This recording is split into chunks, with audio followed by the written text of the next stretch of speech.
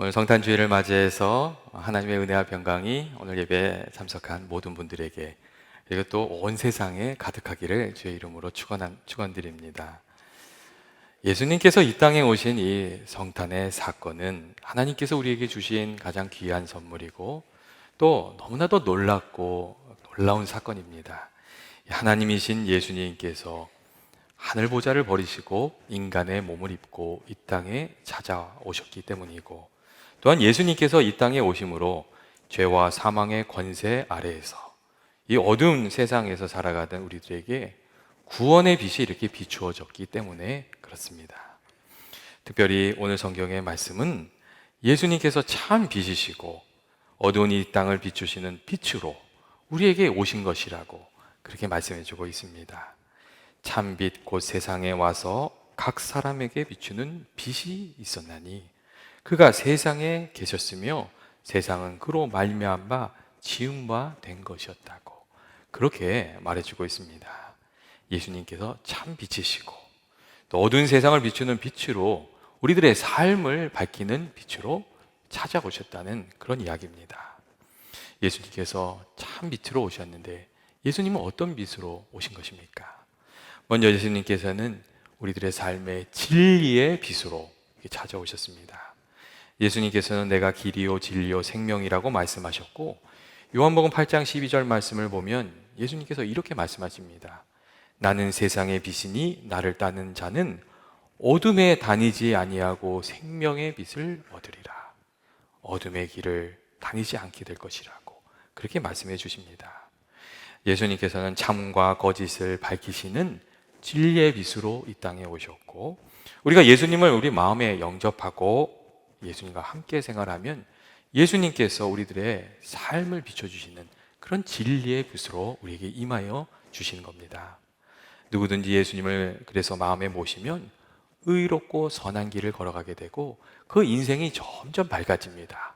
주님께서 그 빛을 비춰주시기 때문에 그렇습니다. 성령님을 통해서 예수님께서 우리들의 어두운 부분들을 밝혀주시고 우리의 부족함을 깨우쳐 주시고 또 이 잘못된 것들을 이렇게 바로잡아 가면서 살게 하시기 때문에 이 주님을 우리들의 마음속에 모시고 살아가면 우리들의 삶이 점점 이렇게 밝아집니다. 그리고 이것이 얼마나 큰 은혜인지 모릅니다. 왜냐하면 많은 경우 우리들이 이 잘못된 길을 가면서도 깨닫지 못하고 살아가다가 나중에 한번 크게 다치고 나서야 후회하게 되고 깨닫게 되는 경우가 참 많기 때문에 그렇습니다.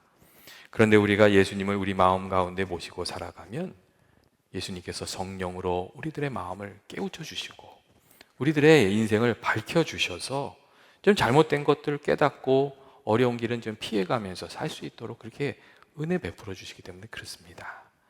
여러분, 그런 경우 이렇게 종종 있지 않습니까?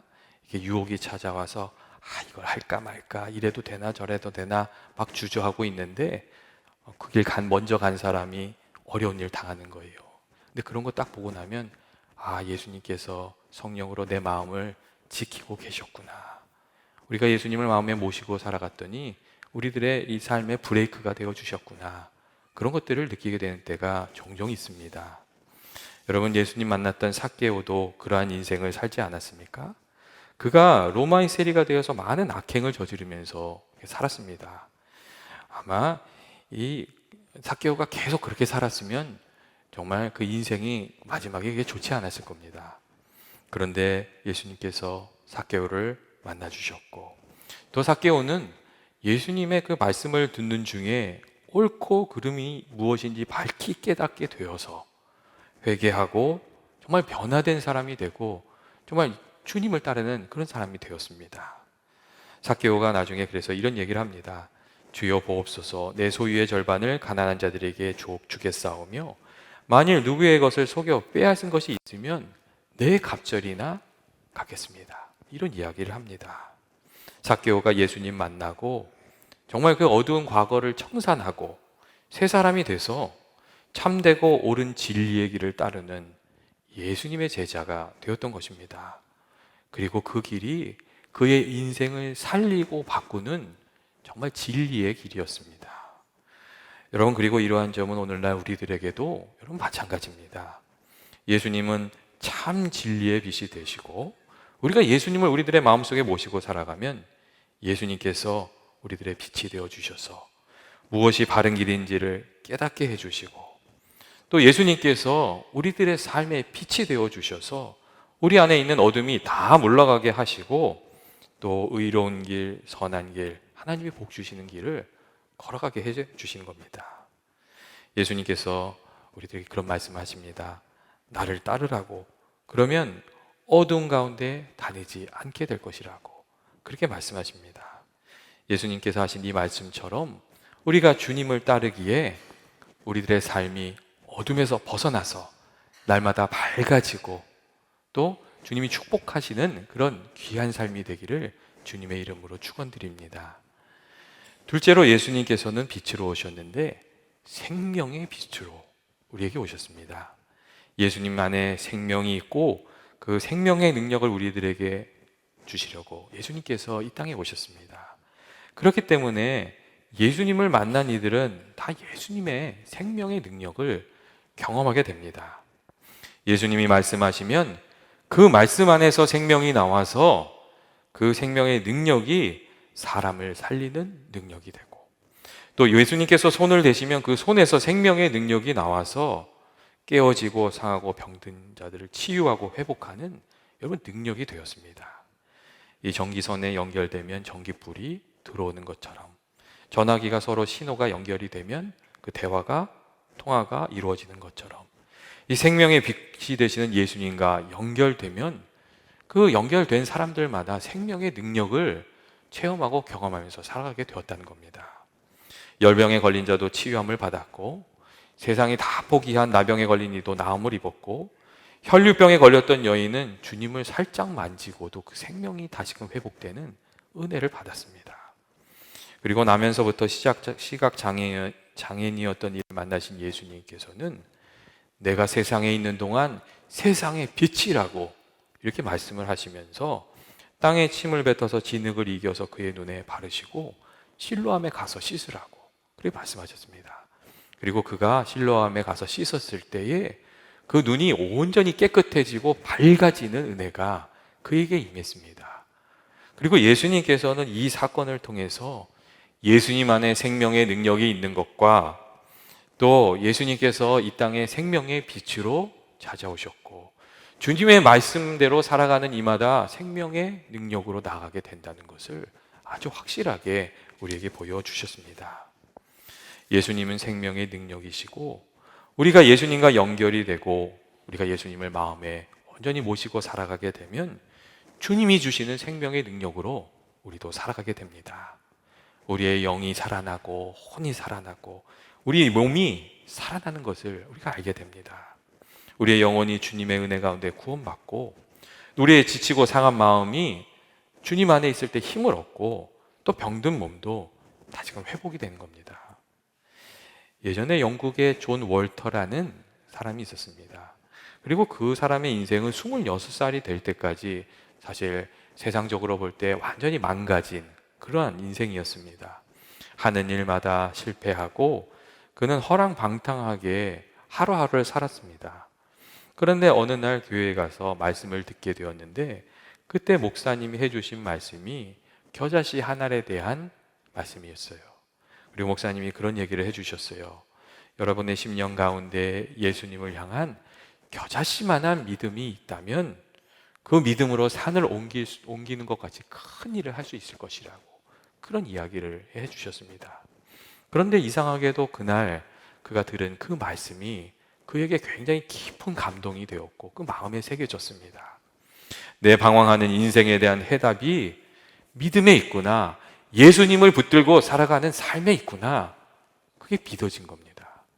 그리고 이 깨달음을 잊지 않으려고, 이 말씀을 잊지 않으려고 그가 주머니 속에 겨자씨를 가지고 다니면서 어려움이 찾아오면 기도하고, 낙심하는 일이 생기면 그 겨자씨를 꺼내서 보면서 예수님을 간절히 붙들고 나아가는 그런 사람이 되었습니다. 그리고 그렇게 그가 주님을 붙들고 나아가는 중에 그의 삶이 조금씩 바뀌기 시작해서 그는 나중에 19세기 영국 경제를 움직이는 아주 중요한 사람 중에 한 사람이 될 수 있었습니다. 여러분, 어떤 일이 일어났던 것입니까? 그의 인생은 원래 깨어지고 상한 인생이었는데 말씀을 듣는 중에 예수님을 만나고 예수님 붙들게 되고 또 예수님 믿는 믿음으로 애를 쓰는 중에 주님의 은혜를 받아서 그 인생이 완전히 바뀔 수 있었다는 그런 이야기입니다. 교회 여러분, 우리들도 예수님을 우리들의 마음속에 모시고 예수님 바라보면서 살면 예수님께서 우리들에게 그 생명의 빛을, 생명의 능력을 이렇게 비추어 주십니다. 제가 그 시애틀에 살면서 여기 빛이 얼마나 햇빛이 얼마나 중요한지 많이 깨달으면서 살아가고 있습니다. 제가 한 2년 반 정도 여기서 살았는데 정말 빛을 충분히 받아야 나무들이 열매를 잘 맺게 되는 것. 우리들도 빛을 충분히 받아야 우리의 마음이 밝아지고 또 우울증에도 걸리지 않는다는 것. 그리고 우리가 빛을 충분히 받아야 우리가 생명을 얻어서 건강하게 살 수 있다는 것. 그런 것들 좀 많이 생각하게 되었습니다. 그런데 여러분, 믿음 생활도 마찬가지입니다. 예수님께서 비추어 주시는 그 생명의 빛을 우리가 충분히 받아야 우리의 마음이 따뜻해지고 우리 마음 가운데 있는 어둠이 사라져가고 또 밝고 좋은 생각이 우리 안에서 솟아나오고 또 주님이 말씀하신 그 말씀대로 성령의 열매도 풍성히 맺으면서 그렇게 살아갈 수 있는 것입니다. 예수님의 그 빛을 우리가 예수님께 나아가서 충분히 받을 때 그때 우리들의 인생이 정말 복되고 귀한 삶이 됩니다. 여러분, 그래서 정말 우리가 주님을 가까이 하면서 주님을 만나고 주님의 그 생명의 빛을 좀 많이 충분히 받으면서 그렇게 좀 살아갈 필요가 있습니다. 특별히 중요한 것은 예수님께서 이 갈보리 십자가를 통해서 우리에게 영원한 생명의 빛을 비추어 주신다는 것입니다. 이사야서 53장 5절 말씀을 보면 그가 찔림은 우리의 허물 때문이요 그가 상함은 우리의 죄악 때문이라. 그가 징계를 받음으로 우리가 평화를 누리고 그가 채찍을 맞음으로 우리가 나음을 받았다는 그 말씀이 있습니다.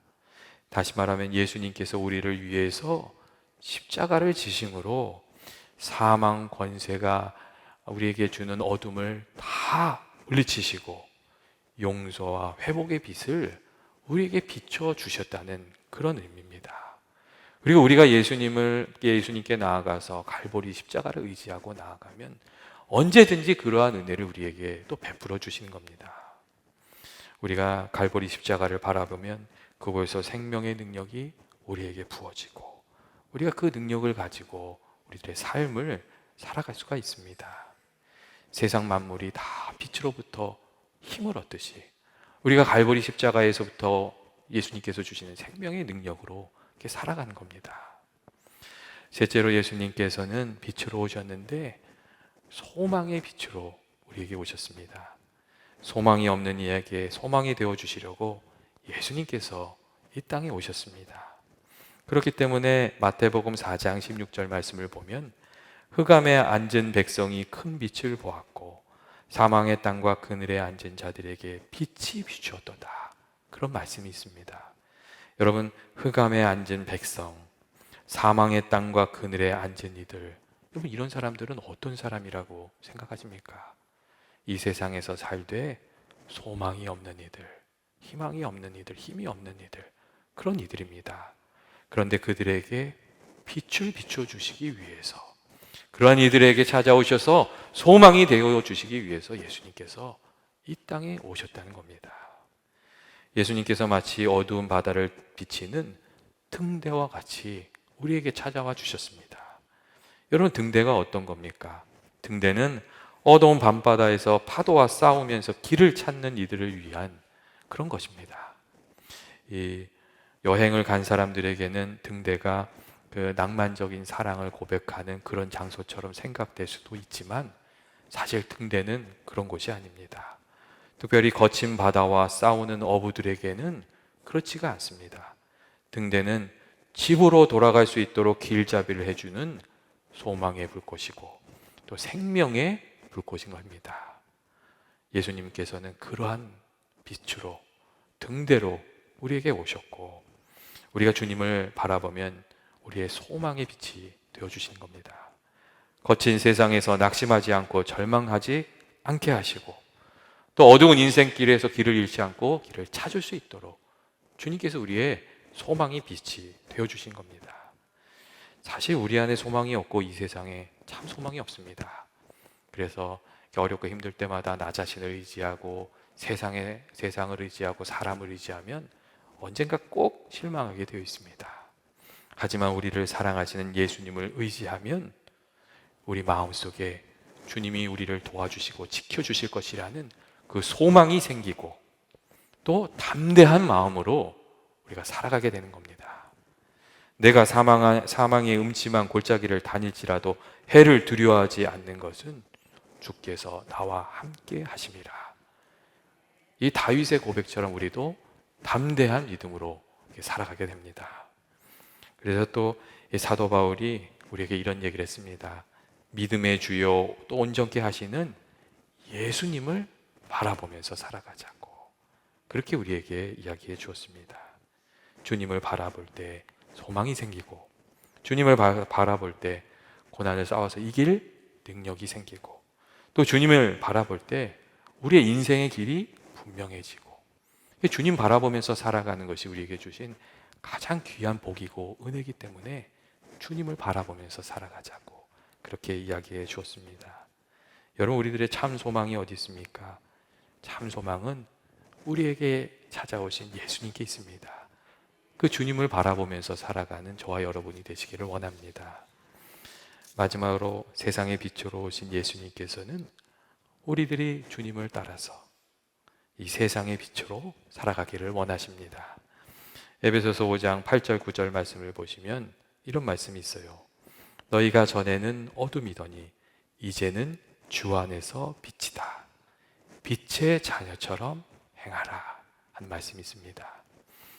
예수님께서 우리들에게 원하시는 것이 다른 것이 아니라 우리를 통해서 주님의 빛이 세상에 비추어지는 것, 그것을 원하신다는 그런 말씀입니다.